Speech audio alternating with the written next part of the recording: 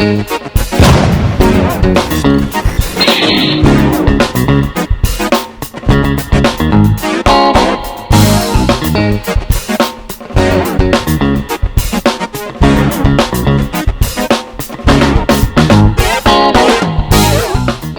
everyone and welcome back to Nat's Knackers Yard, or Nat's Kitchen I suppose in this case. That sounds like a cookery programme.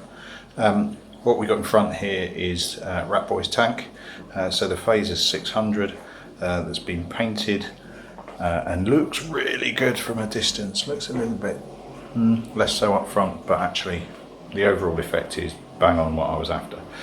It's had its 2K clear, it's had good 36 hours to dry. Apologies for the noise, you're in my kitchen and there's generally a washing machine or a dishwasher or both going, and both are going.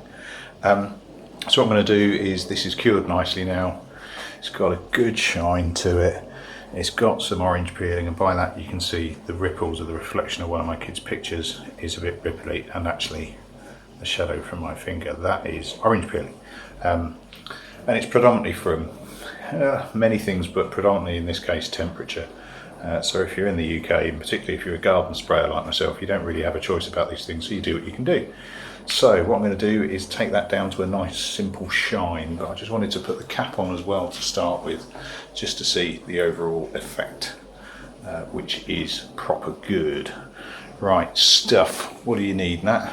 Well, let's start off with sandpaper and accoutrements. So I've got my stash of sandpaper here, slightly anally organised because I hate picking up the wrong sheet, but 400, not going anywhere near it with that. Dry paper, I would rather take dry paper to my testicles than to fresh paint. That said, this stuff is really good. It's Halford stuff, or from Halfords, but it is really good dry, but it is dry paper. 800 wet, good stuff, but not for this. I would not go lower than 1200 on paint. Now you could theoretically do the lot in 2500 or more, which is going to take you longer. It's a lower grade, it's going to take you longer, more pressure, etc, etc. But what I'm going to do is what I've got. So 1200, bit of 2000, bit of 25, could go higher than that. Well, I can't because I haven't got it, but could go higher than that to get it a bit better still. I tend to do 2.5, or sometimes just finish on 2 actually, but 2.5 and then compound it, then rubbing compound it. But yeah, so that's the paper, starting with 1200, working my way up. So to do the wet and drying, I'm gonna need to take the cap off, and I've got a whole stash of these like kids balls, like ball pit balls kicking around my garden from the kids, so that's what I tend to use just to cover up the hole so I don't get water in it. Soapy water to keep the stuff, to keep the paper wet. Soapy because it reduces the surface friction. You're going to get messy, get used to the idea. But yeah, warm because I'm a delicate soul and I like warm water. Backing for you want a soft sponge. It doesn't have to be a sanding sponge like this one, and this one's old and knackered and I probably need to replace it, but you just want something that will keep a constant flow of water onto your paper, and something, you don't want anything flat because you're just going to be sanding flat lines into it. Similarly, you don't want to be using your hand, especially if you've got a spazzy finger like mine, but you don't want to be using your hand because you will get the indentations from your finger as you push. And what I'll try and show you all the way through is you're not pushing, you're using the weight of your hand to do it. Right, I've then got all my polishing kit and all that sort of stuff, but I'll get into that later. Let's get going on some 1200 to start with. Right, let's get going then. Lesson the first.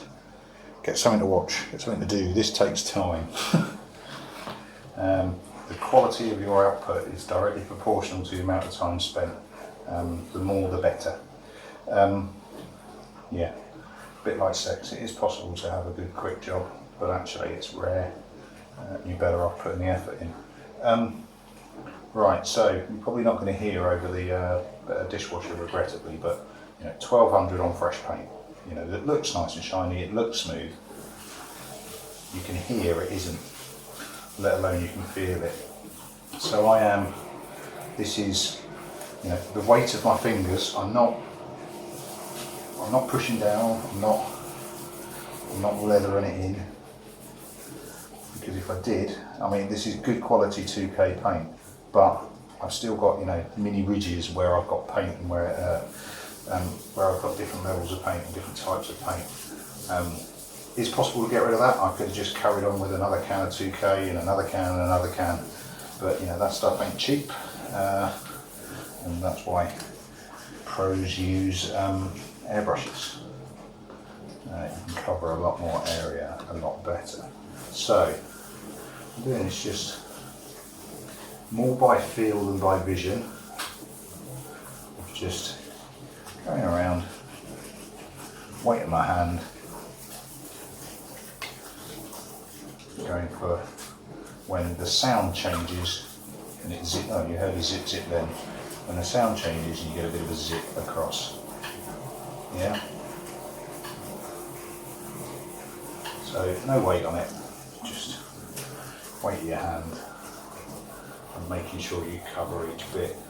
Being really cautious of edges, because you will naturally catch that edge with more weight than you will other bits. So you just need to be a bit careful. So when it comes to, I don't know if you can see, yeah, so when it comes to the hinge, I'm not going to bother with that because that's just such an awkward shape to try and rub down. I don't really want it shiny. It needs to be black because the seat will come to about here, so it needs to look good, but I don't need to be able to see my face in it by any stretch of the imagination. I don't see my face in much, to be honest, but so I'm just in the big areas where I can. Say it's not perfect. I've done, you know, you're never going to get perfect results in a garage setting. That's why paint shops are expensive. And frankly, they're worth it. But if you're a home painter or a home garage or a tit in a shed, as I describe myself a lot, you want good enough and you want to squeeze the absolute best out of what you can get out of the products you've got, which is precisely what I am trying to do. Right, this is dull as dishwater, but feeling smooth already on that piece. Feeling certainly smoother than it is on that side. Now I can't visibly see much of a difference yet, mostly because it's wet. So what I will do is grab a bit of kitchen roll. The advantage of being in the kitchen.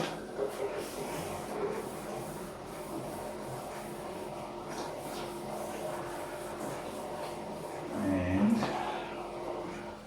I grab my phone, my proper one, not my filming one. Try and give you a bit of extra light. You can see the sort of texture you're starting to get. So that orange peeling, you're just starting to knock the top off it, and you can see the bits that I've got and the bits that I haven't. Yeah.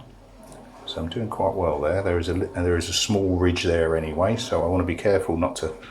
Oh, there you go. Not to do that anymore. It's a bit of a flex in the tank. I'm not concerned about under the fuel cap. You get people painting up to the edge with fuel-proof paint, etc. I prefer stripping it back like that and putting 2K around there, because that will. I don't have a lip. I don't have an edge for petrol to seep under and get under the paint. There you go. That's what it looks like before. You can see that dimpling, particularly on the reflection of the light. Right, so I'm going to crack on with my 120 and I'll show you what it looks like once I think I'm done with it. Right, so that's me done on the 1200, not 120. If I was taking 120 to this, I'll be in tears. Is that enough? I've no idea. It feels all right. You go in for mass, really. So it's really just getting the area covered. So I'm just sticking my 2000 into soak so it gets nice and wet while I'm talking rubbish. Yeah, you're going for area, so you're really trying to just get it as uniform as you can with the same grit. So start at one point, work your way around. You notice this is orientated the other way because I did the high side first. Just work your way through. The time when you notice the bits that you need to go back and re-attack is more likely going to be on the rubbing compound level. Once you've rubbing compounded down, look at it and gone, well, that's still a bit wavy, you'll then have to go back to that bit. It's just, I mean, it takes time, but like I say, results are directly proportionate to the amount of time spent. So yeah, so happy, done. What's that, 2000 in it?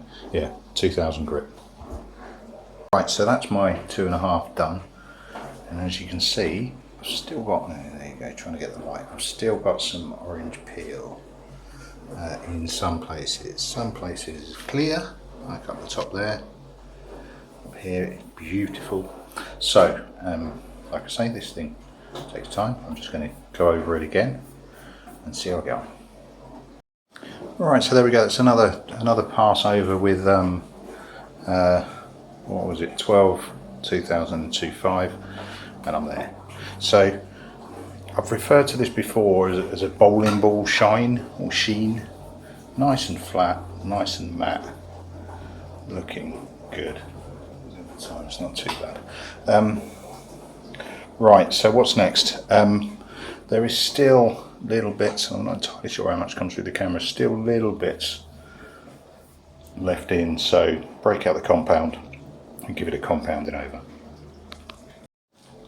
Right, and there we go, there's post compound, bike compound, just Halford's finest. It's perfectly adequate for what you're using it for.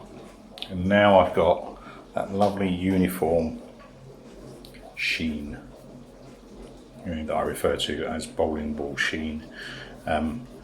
Right, how late is it? A bit late, but not ridiculous. Let's get some polish on. Now, polish wise, first, I like using this stuff. It's great stuff. And what I'm going to use it on is a pad. My little really crappy drill that is actually really good for polishing. So that was a Lidl or an Aldi, whichever one, purchase. What order is it? That one, black then blue. On that, dose it on, and it's going to just suck it up because there's a lot on there. It's fresh paint, it's thirsty. Let's give it a go. Right, there we go. I love Maguire's, it's awesome stuff. That's after a couple of quotes from Maguire's, and that's really brought the colour back, because obviously you lose a fair amount when you're rubbing it down, but that's lovely stuff. Yeah, not cheap, but worth the money, definitely. Right, now I would normally break into this stuff. However, I've since found this stuff is better. Steel turtle wax, but carnauba wax. So I'm just going to jump straight on with that. And ladies and gentlemen, there you have it, the end of an evening's graft. Yeah, I'm not happy with that. That looks amazing. Right, so what have we learned? Compared to what it was before, it's unrecognisable. Does it look really good? Yes. Does it look great? Maybe. Does it look perfect? No, it doesn't. My transferring work isn't, my masking work isn't perfect, but I'm not after perfect, I just want better. Does it look like it's been done professionally? I would quite happily argue no, it doesn't. That's not the point. The point and the reason why I film this is to show what you can produce at home with stuff that you buy off the internet or from your local shop. And you can do this. There's no amazing technique behind this. It just takes time, patience, and perseverance. So, looking pretty awesome. Looking pretty awesome. I'm going to chuck this on the tank, chuck this on the bike, more than anything else to keep it safe. And I'll chuck on a picture as to what it looks like. Bear in mind, it's dark o'clock. It's not gonna be the best shot in the world, but I think it needs it just to finish this off. Cheers all, catch you in a bit. Dodgy lighting and all, because it is dark o'clock. Mounted on the bike, looking pretty cool. Right, What next for this bike? I've still got the mudguard to go, front mudguard to go. I need to reinforce the back of the seat. I think I'm going to reinforce the back of the seat first, because now that that is sealed with 2K, I can put some fuel in it and make sure that he still moves. Cheers all, catch you later.